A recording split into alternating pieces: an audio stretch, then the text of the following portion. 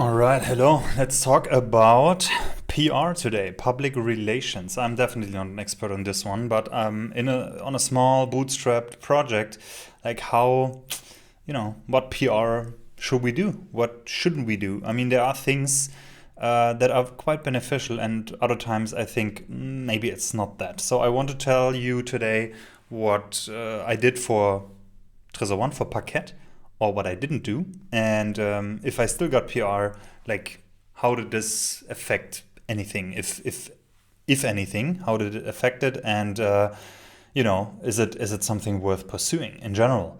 So PR, I'm not talking marketing per se, so you get users. I'm more talking about having other media outlets or news websites specifically write about you.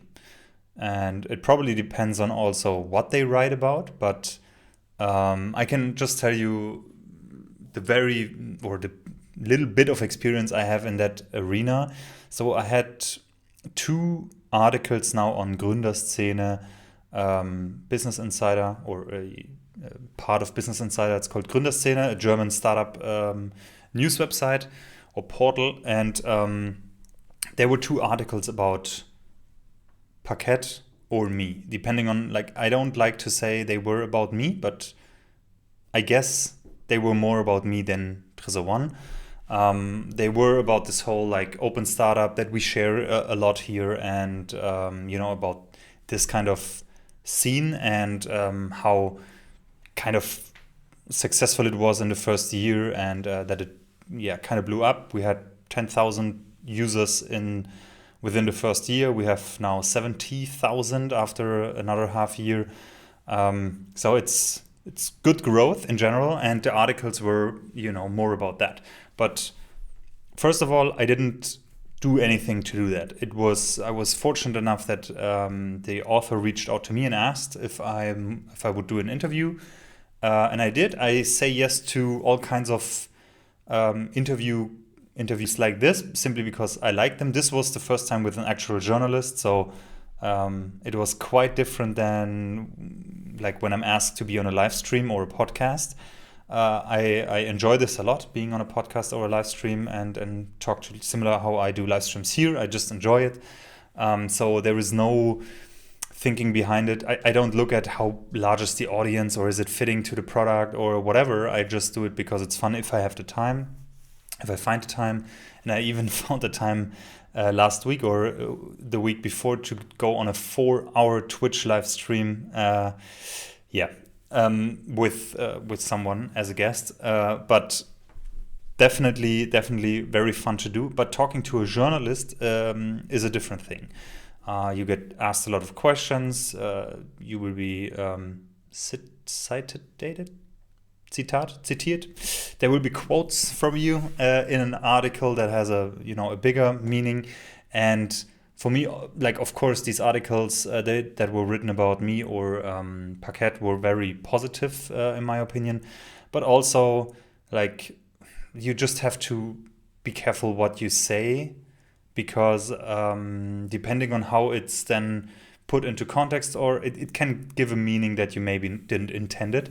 Not necessarily negative, but it could be negative depending on the author's intention. I was very lucky in that. I enjoy working with that author and journalist, and it worked out quite well. But I noticed that depending on how you say things, it could be understood differently. Can be also, if you just tell that in a live stream, it could come across not intentional or not as intended as I wanted to. But in this scenario, like different than a podcast or a live stream, when someone writes an article and puts quotes from you in there, you are not setting the context. Another person is, and you are not aware of the entire context. You're just aware of your quotes, mostly until it's posted. Maybe you get to read it, but I'm not sure about the influence you usually have. But I don't have an influence on that, or at least I'm not aware. But so someone else is setting the context, and that is important to understand, I think, if you're talking to a journalist. And at the end of the day, the question is, should you do it, or should we do it as bootstrappers, as people from open startups? So I think there can be a lot of benefits to it depending on your goals. So for example, for us, I don't think it created a lot of users, honestly. I don't think we got subscribers out of it, or users. What we did get was a shit ton of business inquiries. So investors, VC, angel investors.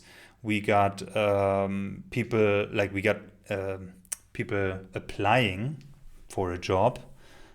We got lots of potential partners, people that reached out that want to partner in some form or shape or form.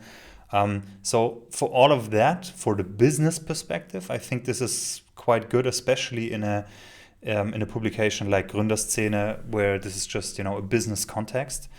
Other than that, I think for gaining users, traction on the user side or for the product, it's better if you have articles where your audience hangs out. So in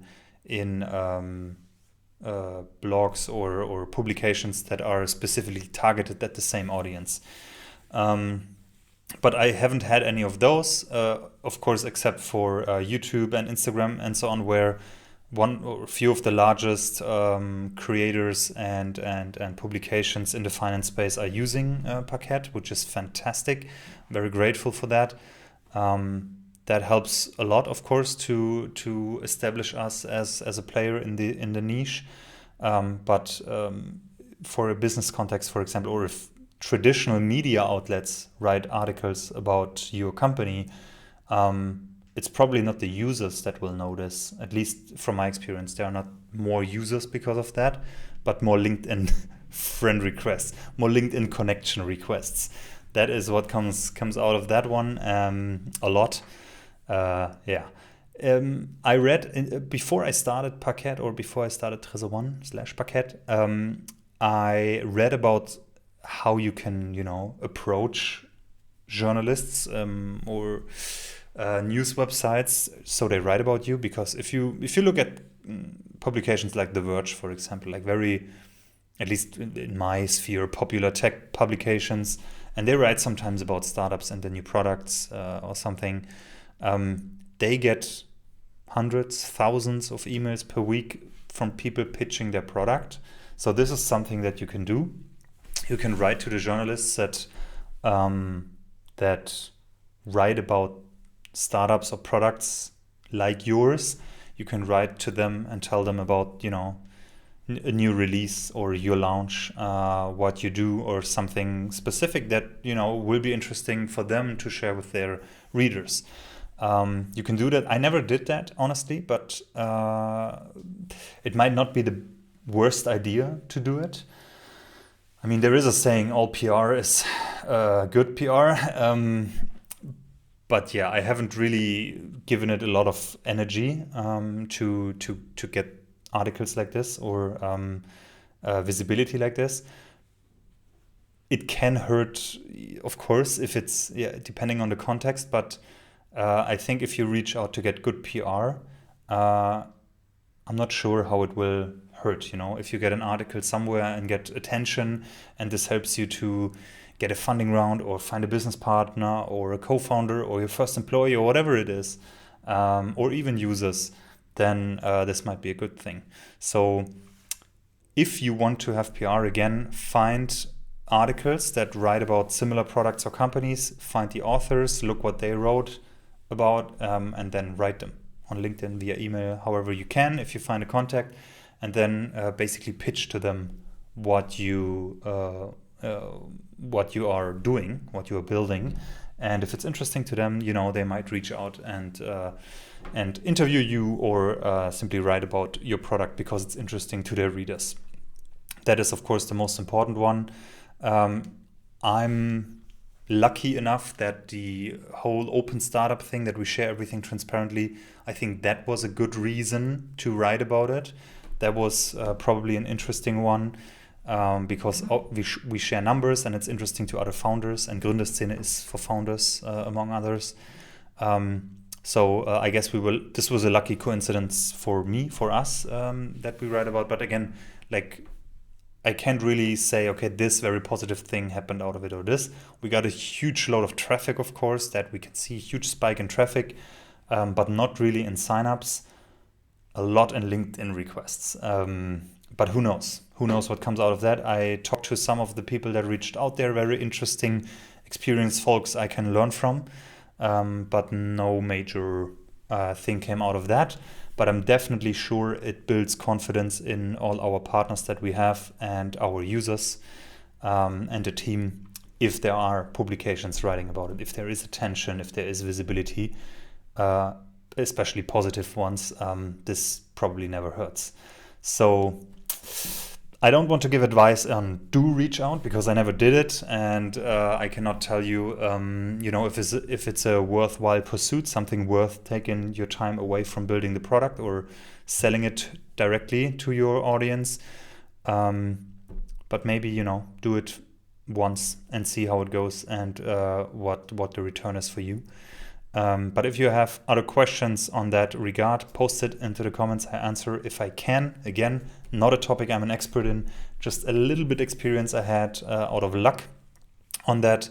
But, if I get the chance to talk to news outlets, journalists, to people within my niche, to people with a podcast or streamers or whatever it is, I'm doing it because it's fun.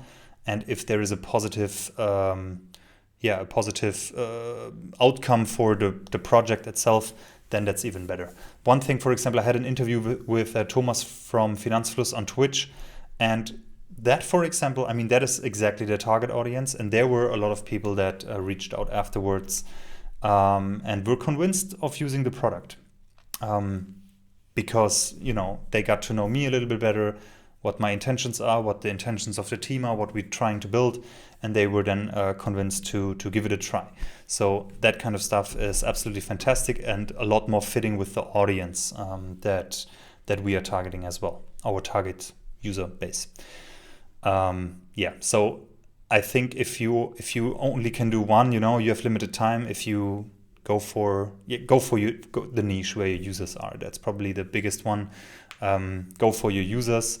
And then if you are looking for funding, for example, it probably makes sense to be in some business-related media coverage, portals, blogs, publications, and so on. All right, I will stop now. I'll see you in the next video.